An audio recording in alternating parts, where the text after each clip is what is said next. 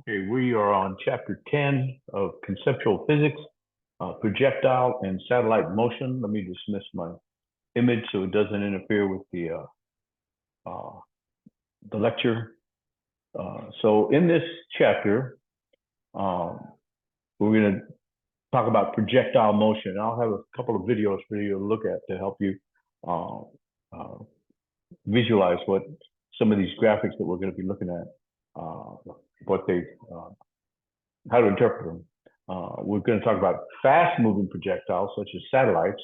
We're going to talk about circular satellite orbits, elliptical orbits, Kepler's laws of planetary motion, and energy conservation and satellite motion.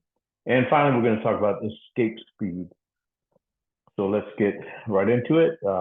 Projectile motion. Without gravity, a tossed object follows a straight line path.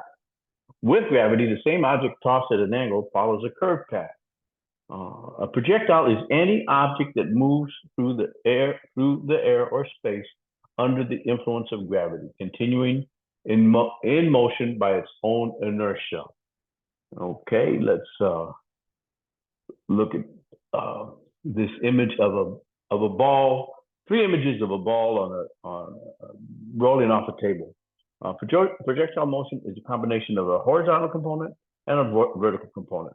Now, we know that in the vertical component, there's gravitational acceleration, roughly 10 meters per second squared. What is the acceleration in the horizontal motion? Aside from the initial push that gets it started, there is no acceleration. So the horizontal motion is constant. You can see it's spaced evenly. It's going at a constant velocity in the horizontal direction. Now notice the vertical direction, it's under the influence of gravity. And we know that with each second, it's going to gain 10 meters per second every second. So these are going to get further and further apart. So when you combine the two, it makes this arc. So horizontal motion with no gravity, vertical motion with no gravity. I'm sorry, vertical motion only with gravity, and the combined horizontal and vertical motion. Okay, projectiles launched horizontally, the only force is the downward gravitational force. We assume air drag is negligible for these. Now, the horizontal component of velocity does not change because there's no horizontal force component. It's just, as it rolls off the table, it's just freely flowing at a constant velocity.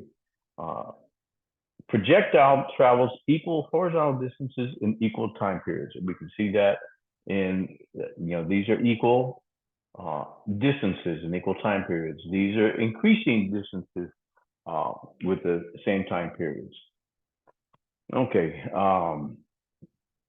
gravitational force is downward, so the projectile accelerates downward. Projectile travels increasing vertical distances in equal time periods. Combining the horizontal and vertical component position produces a curved path. Okay, now a parabola, a curved path of a projectile that undergoes constant acceleration in the vertical direction while moving horizontally at a constant speed. Now, I want you to notice these vectors. Notice the vertical vector. Imagine throwing a ball vertically upward with no horizontal component, just vertically upward.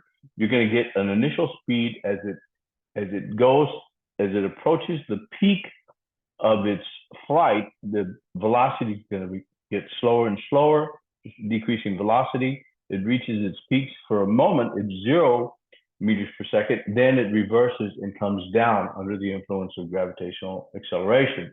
So we see that here. We see this long vector, a shorter vector, no vector here at the peak of its flight, and then it reverses and starts coming down and increases as it goes.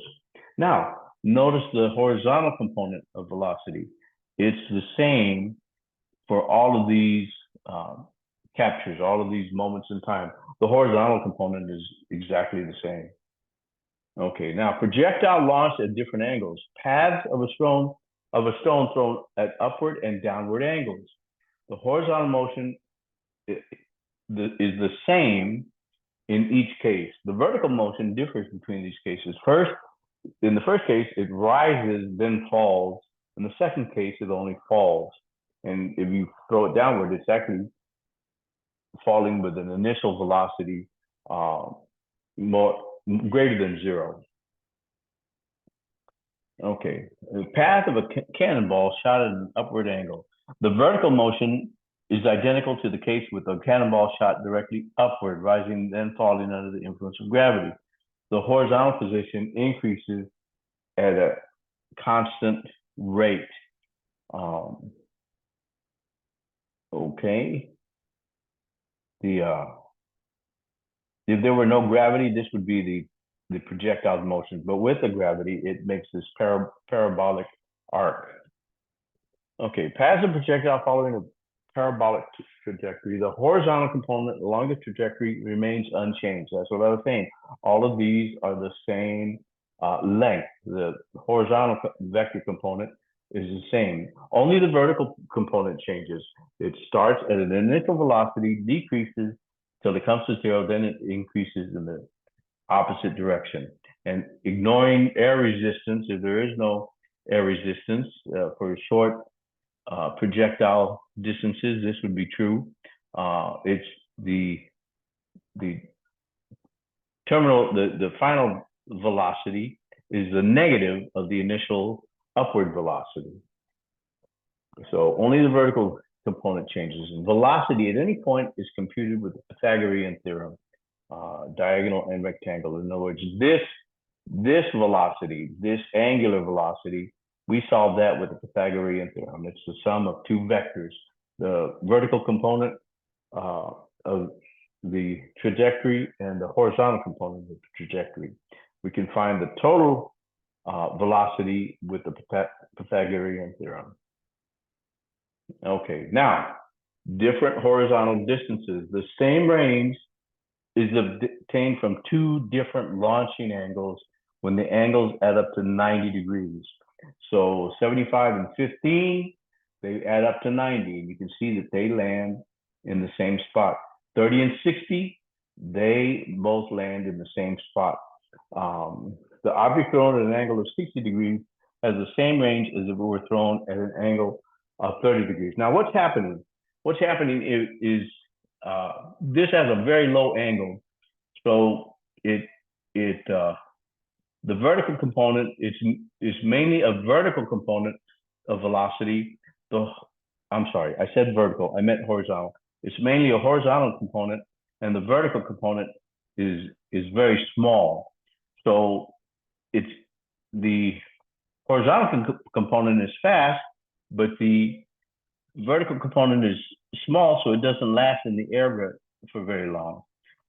Now, with the 75, the vertical component is larger, and the horizontal component is slower. So it's traveling slow, but it spends a long time in the air.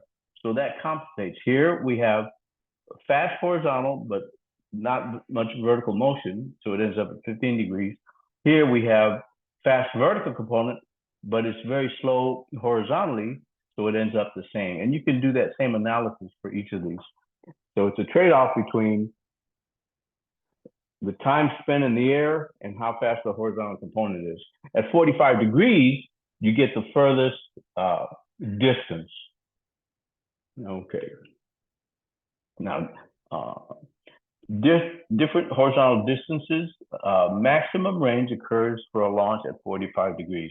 With air resistance, the maximum range occurs for a baseball batted at less than 45 degrees above the horizontal, 25 to 34 degrees. With air resistance, the maximum range occurs for a golf ball hit at an angle less than 38 degrees. Okay.